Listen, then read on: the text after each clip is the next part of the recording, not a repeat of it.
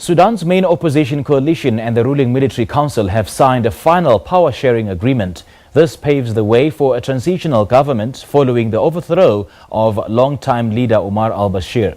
Stability in Sudan, which has been grappling with an economic crisis, is seen as crucial for a volatile region struggling with conflicts and insurgencies from the Horn of Africa to Egypt and Libya. After months of volatility, a landmark power-sharing agreement paving the way for a transitional government in Sudan. The country's main opposition coalition and the ruling military council came together on Saturday in Khartoum to sign the final agreement. The council and the main opposition alliance, Forces for Freedom and Change, have been negotiating the power-sharing deal for months. Longtime leader Omar al-Bashir was ousted by the military in April following months of protests which saw dozens of demonstrators killed. Since then, al-Bashir has been detained in a Khartoum prison. He's also been indicted by the International Criminal Court and is facing an arrest warrant over allegations of genocide in Sudan's Darfur region. The months following his arrest have seen escalating tensions on the streets of Khartoum.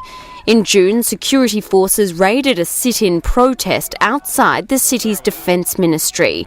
Opposition-linked medics say more than 100 people were killed in the assault.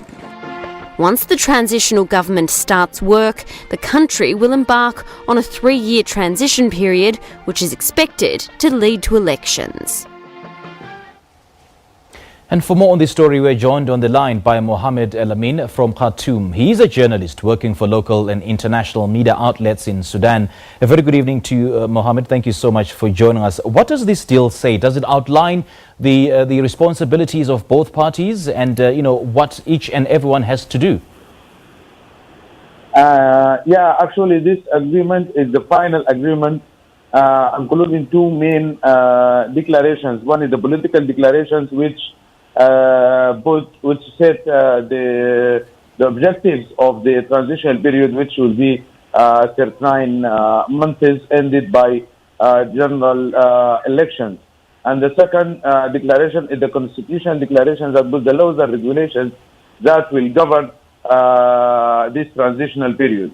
Actually, the two sides, have engaged in marathon and long negotiations since Bashir, President Omar al-Bashir, has been troubled in April, and a lot of obstacles and difficulties. The two sides have actually passed a lot of difficulties until reaching this final agreement today, which actually been attended by regional leaders and international envoys and a lot of regional officials. But although this agreement is considered by all means as a positive step towards the civil authority in Sudan, but it will be also faced by a lot of challenges. The military component of the sovereignty of the hybrid council is still have a lot of issues to be. They should be,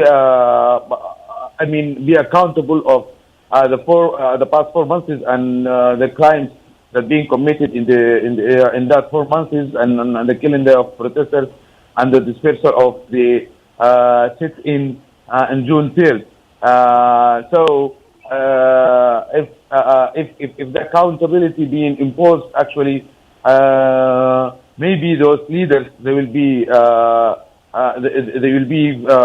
found guilty, and that will trouble the transitional period.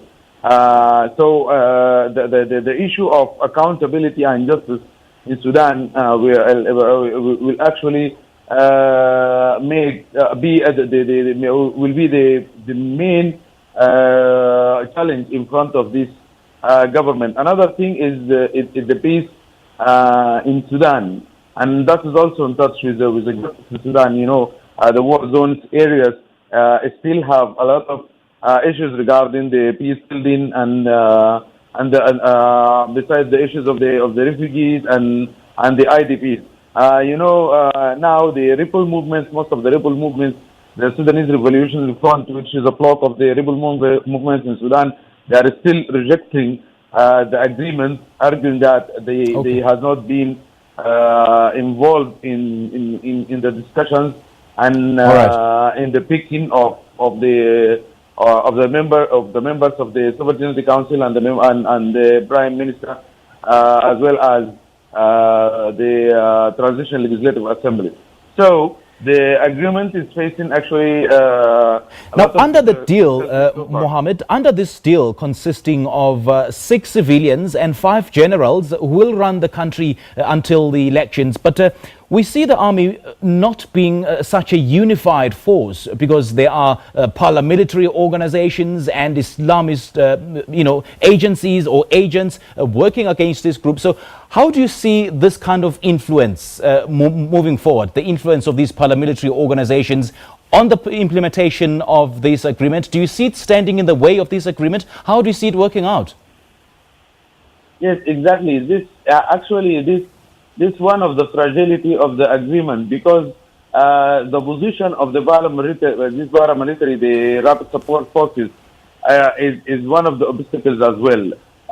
Because now, according to the declaration, the Constitutional Declaration, it's supposed to be under the command of the National Army, but actually it's a separated forces working on its own regarding its finance. It have even foreign relations with the EU, for example, regarding the European Union, regarding the combating of the migration. They have some other relations, some other ties with the Gulf countries regarding the war in Yemen. They also run some gold mining areas in some parts of Sudan, like Darfur. So these forces is actually independent forces, and it's the enforcement of these paramilitary to be really regular and organized and disciplined forces and to be accountable is really a problem. And even the Sudanese army is actually being ruled by the Islamists for a long time, so that's also make another trouble. And the TMC itself says a lot of times that there is a third party who involved in killing the civilians. Hinted to the Islamists.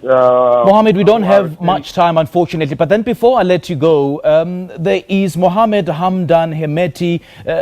Apparently, he's the most powerful man in Sudan at the moment. And, we know that he's the vice president of the ruling military junta, and he has the potential of shaping the future of the country. What is your analysis of the kind of influence that he has?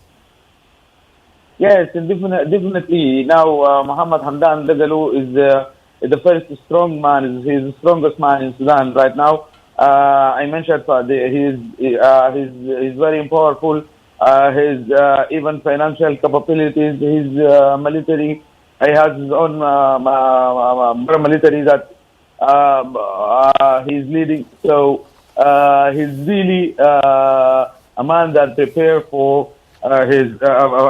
Prepare himself to be the president of Sudan. But there is an article in the Constitutional Declaration prevented anyone who taken place as a member in the Sovereignty Council to nominate himself in the new elections after 3 years. So that will be the crucial point we will see, because tomorrow, 18th August, the names of the Sovereignty Council will be announced tomorrow. So if he do not